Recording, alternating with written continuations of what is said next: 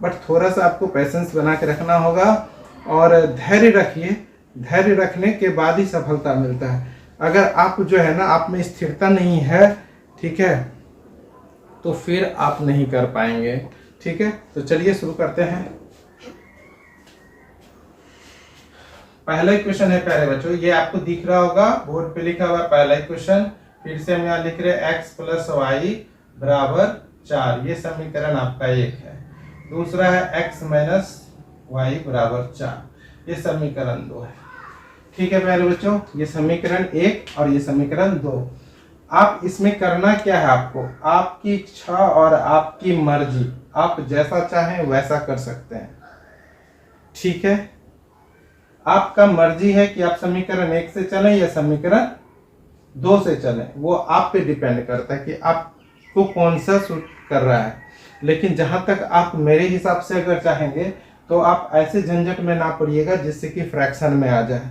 ठीक है, लास्ट है, जब नहीं बन रहा है तो फ्रैक्शन में करेंगे, लेकिन उससे पहले दोनों समीकरण को हम इस तरह से देख लेंगे, ठीक है, कि किसका वैल्यू, कौन सा समीकरण से हम x या y का वैल्यू निकालें जो वो फ्रैक्शन में नहीं है, भिन्न में नहीं है, आसानी से कट जाए। तो आपका क्या होगा, गलती होने की संभावना कम रहती है, और गलती जब कम होने की संभावना होगा तो एग्जाम में जो है आप अच्छे मार्क्स उठा सकते हैं। ठीक है, तो चलिए शुरू करते हैं। ऐसा इस दोनों समीकरण में कुछ भी नहीं है, आप चाहे इससे निकालें, आपका आसानी से बन सकता है। तो चलिए शुरू करते हैं इसमें। तो समीकरण हम यहाँ 2 से ही करते हैं। समीकरण 2 से करें, अगर x को यहीं पे छोड़ दे, यहाँ पे लिख देते हैं हम समीकरण 2 से। ठीक है, x को छोड़ दे इधर ही और y को उधर ले जाए तो ये प्लस में आ गया। ठीक है, थोड़ा देर के लिए ये समीकरण आपका 3 मान लीजिए।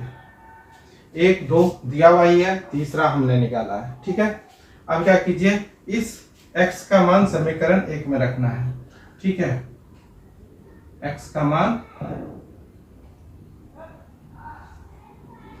समीकरण 1 में रखने पर समीकरण 1 क्या है देख लीजिए, x + y = 14, यही है समीकरण 1।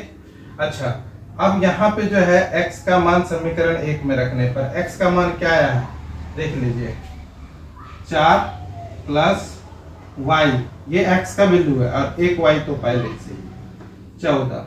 ठीक है, आ रहा है 4 + 2y = 14। ठीक है, अगर हम अब लिखें y बराबर तो 14 - 4, ठीक है, तो y बराबर आ जाएगा 10/2, कट गया। y का वैल्यू कितना आ गया, 5। y का वैल्यू कितना आएगा प्यारे बच्चों, 5 आएगा।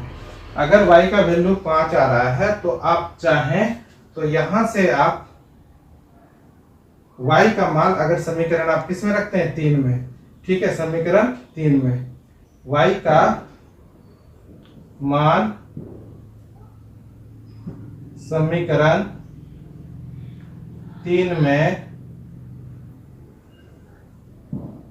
समीकरण 3 में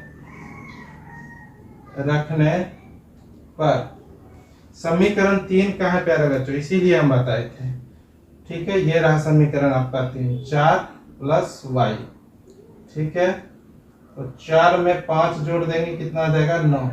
ये आपका आंसर रहा x का और y का 5। ठीक है, अब इसमें एक बात आपको समझना होगा प्यारे बच्चों कि बहुत सारा सॉल्यूशन जो आप देखते होंगे ये आपको बताया गया है।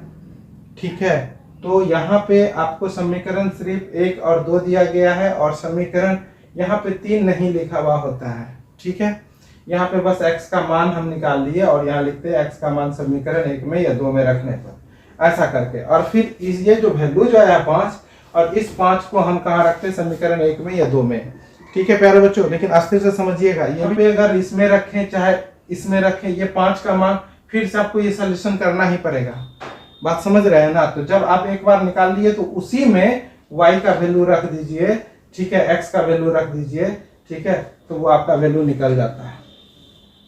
ठीक है, तो वो आपका वैल्यू निकल जाता है x का। ठीक है, तो यहाँ पे आपको ध्यान देना है कि क्या किए हम, जो पहले निकाले उसको भी समीकरण हम क्या मान लिए, 3 मान लिए। ठीक है, और समीकरण 3 मानने के बाद वो x का मान हमको पता चल जाता है, तो लिखते हैं यहाँ पे क्या, x का मान समीकरण 1 में रखने पे, यही मेरा x का मान है।